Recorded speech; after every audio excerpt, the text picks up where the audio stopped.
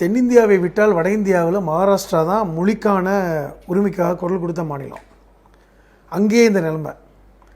மராட்டி தான் இருக்கணும், மராட்டியர்களுக்கு தான் மகாராஷ்டிரங்கிற கொள்கையெல்லாம் அங்கே இருக்குது, முழக்கங்கள்லாம். இன்னும் சொல்லப்போனால் தாய்மொழி மராட்டியத்தில் தான் எல்லாமே அரசு மொழியாக அந்த இணைப்பு இருக்கணுங்கிறத அரசில் ஒரு சட்டமே இருக்காங்க மகாராஷ்டிராவில். ஆனால் அதையும் மீறி இன்றைக்கி மும்பையில் எடுத்துக்கிட்டிங்கன்னா பெரும்பாலானவர்கள் பேசியது ஹிந்தி தான்.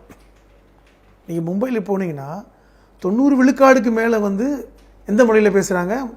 ஹிந்தியில் தான் பேசுகிறாங்க. அங்கே ஹிந்தி ஆதிக்கம் செலுத்தி மராட்டியத்தை மும்பையில் அழித்து விட்டது.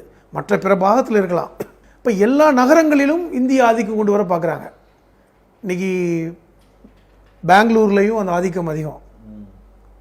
ஆனால் ஒரு காலத்தில் தமிழ் தான் ஆதிக்கம் செலுத்தியது பெங்களூரில். இன்னமும் தமிழ் தான்.